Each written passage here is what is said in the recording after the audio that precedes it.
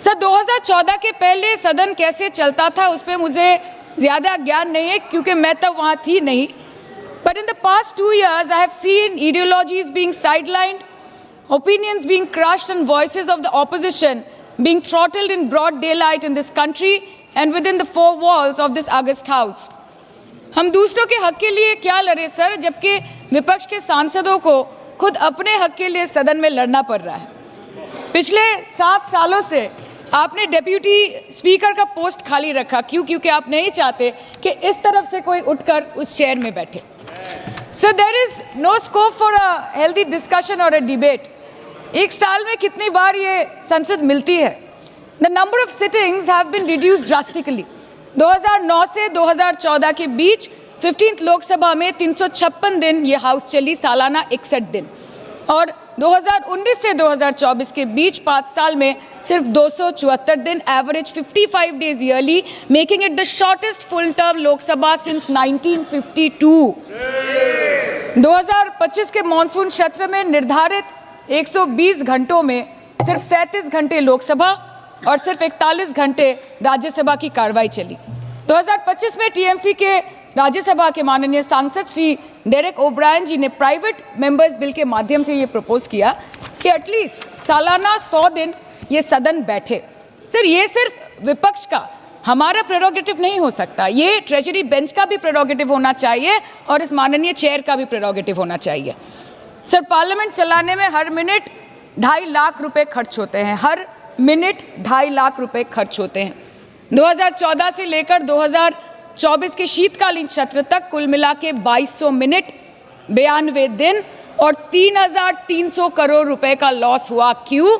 क्योंकि आप नहीं चाहते थे कि महत्वपूर्ण विषयों पर चर्चा हो. अध्यक्ष जी, ये चेयर का काम है निश्चित करना कि ये सदन चले. ये विपक्ष का काम है सवाल उठाना और ये सत्ता पक्ष का काम है कि वो हर सवाल का जवाब हर उस इंसान को दे जिसके टैक्स के पैसे से ये सदन चलता है. परंतु ये बोलते हुए मुझे खेद है कि सरकार ने इस देश के पॉलिसी मेकिंग प्लेटफॉर्म को अपना एडवर्टाइजमेंट पोर्टल बना दिया है. And they are manipulating this honourable chair to silence the opposition and this august house to blow their own whistle, and they are trying to murder parliamentary democracy by rendering institutions toothless.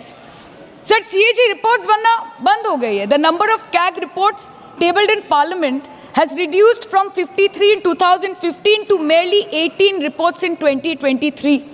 Public Accounts Committee का काम क्या है sir? अगर reports ही नहीं बनेंगी, tabled ही नहीं होगी, तो पब्लिक अकाउंट्स कमेटी में जाएंगे कैसे, स्क्रूटिनी भी कैसे होगी? How will the Parliament and the people of this country know about the irregularities, the wasteful spendings, inefficient contract management and substandard project implementation taking place in this country every day in each department? You have completely eliminated the concept of transparency and accountability. The BJP government merged the 92-year-old independent railway budget with the union budget 2017. जब हमारी honourable CM माननीय ममता बनर्जी यहाँ की railway minister थी, तो तब पूरे देश के लोगों को अवगत करती थी कि रेलवे के क्षेत्र में इस देश के किस कोने में क्या काम हो रहा है. चाहे वो स्टेशन हो नए नए, या नए रेल हो, या फिर नए कितने सारे इंजन्स बने, कितने सारे रेलवे की गिनती बढ़ गई, कोचेस की, सबको पता चलता था. और आज यूनियन बजट में रेलवे जैसे एक इम्पॉर्टेंट कमोडिटी जिसके साथ देश के 20 से 30 करोड़ लोग ऑन अ डेली बेसिस जुड़े हुए हैं, उसका शब्द, उसका नाम तक लिया नहीं जाता. आज जब मैं अपनी बातों को यहाँ पे दर्ज करा रहा हूँ, मुझे अफसोस इस बात का होता है कि आज हमारा विपक्ष इतना मुद्दाहीन हो गया है कि आज उन्हें सदन में लाने के लिए एक अविश्वास प्रस्ताव, वो भी स्पीकर साहब के खिलाफ, इन तमाम मुद्दों में, सरकार की तमाम गतिविधियों में, तमाम कार्रवाइयों में अगर उन्हें सबसे ज़्यादा महत्वपूर्ण कुछ लगा तो वो इसको लेकर आए. ये अपने में दर्शाता है कि अब विपक्ष के पास या तो कोई मुद्दा बचा नहीं, और हकीकत इसमें यह भी है कि सरकार की जो भूमिका रही है पिछले 11 सालों में, मेरे प्रधानमंत्री नरेंद्र मोदी जी के नेतृत्व में जिस तरीके से सरकार की उपलब्धियां रही हैं, नीतियां रही हैं, शायद उन्होंने कभी विपक्ष को ये मौका दिया भी नहीं. पर आज जब हम लोग इस अविश्वास प्रस्ताव की बात कर रहे हैं, स्पीकर व्यक्ति विशेष नहीं होता, चेयर होता है, और इस चेयर का सम्मान हम सब करते हैं, हम सबको करना चाहिए। ये चेयर किस आधार पर काम करती है? संविधान के आधार पर। संविधान के आधार पर भारत की संसद, हमारा देश एकमात्र आधार पर चलता है। मेरे प्रधानमंत्री ने अपने शब्दों में इस बात को कहा कि देश चलेगा तो सिर्फ और सिर्फ संविधान के आधार पर चलेगा। मैं संविधान की ये कितना ये सम्मान करते हैं, क्योंकि कई बार कांग्रेस के तमाम नेता अपनी जेब में संविधान की किताब को लेकर घूमते हैं, अलग अलग मंच पे उसको लहराने का काम करते हैं। संविधान का सम्मान आप कितना करते हैं उसकी चर्चा मैं बाद में करूंगा, पर संविधान के रचयिता, उनका इन्होंने कितना सम्मान किया इसका भी जिक्र आज होना जरूरी है, क्योंकि आज उन्हीं के बनाए हुए संविधान के आधार पर इस शेर का हम लोग सम्मान करते हैं। डॉक्टर बाबा साहेब भीमराव अंबेडकर, मैं पूछना चाहता हूं कांग्रेस विपक्ष के नेता और दलों से जो इनका समर्थन करते हैं, बताइए मुझे डॉक्टर बाबा साहेब भीमराव अंबेडकर का क्या सम्मान किया इन्होंने? बल्कि इतिहास गवाह है और हर कोई जानता है कि बाबा साहेब का सबसे ज्यादा अपमान करने का अगर किसी ने काम किया तो वो कांग्रेस की पार्टी है। आप बता दीजिए मुझे एक कार्य आप मुझे बता दीजिए जो आपने बाबा साहेब के सम्मान में किए हों। लगभग 4 दशक से ज्यादा भारत को स्वतंत्र हुए हो गए थे, पर उसके बावजूद बाबा साहेब की एक भी प्रतिमा, मैं फर्स्ट टाइम मेंबर पार्लियामेंट जब 2014 में बन के आया था, मुझे आश्चर्य होता था ये सोचकर कि एक ऐसा सदन जो संविधान के आधार पर चलता है और उसी संविधान के रचयिता की एक तस्वीर तक भारत की संसद में नहीं है। बताइए क्यों नहीं कांग्रेस पार्टी ने उनकी प्रतिमा लगाई?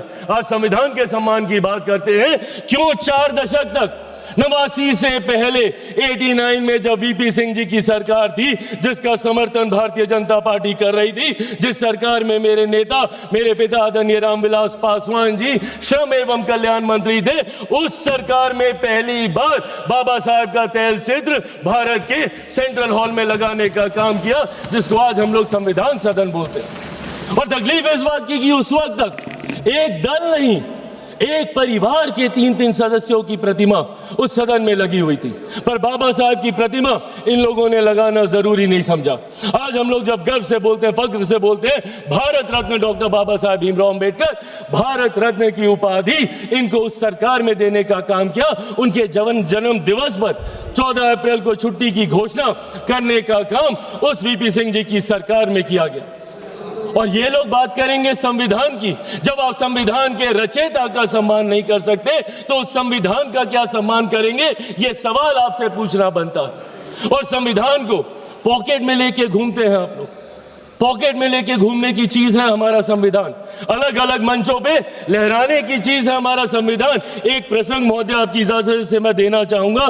2020 में किसी कारणवश मैं अकेले चुनाव लड़ रहा था बिहार विधानसभा का, और उस वक्त मुझे चुनाव प्रचार के दौरान, क्योंकि मैं गठबंधन से अलग था, तो ऐसे ही विपक्षी दल जितने बिहार के हैं, मुझे कहा जाता था कि मैं अपने चुनाव प्रचार में मेरे प्रधानमंत्री की तस्वीर का इस्तेमाल नहीं करूंगा। उस वक्त मैंने कहा था कि मुझे मेरे प्रधानमंत्री की तस्वीर बैनर, पोस्टर, होर्डिंग पे लगाने की जरूरत नहीं है। प्रधानमंत्री मेरे दिल में बसते हैं, जरूरत पड़ेगी तो दिल चीर के दिखाऊंगा। और ये है संविधान हमारा। इस लोकतंत्र के मंदिर की आत्मा है संविधान, हमारे देश की रीढ़ है संविधान, 140 करोड़ लोगों का स्वाभिमान है संविधान।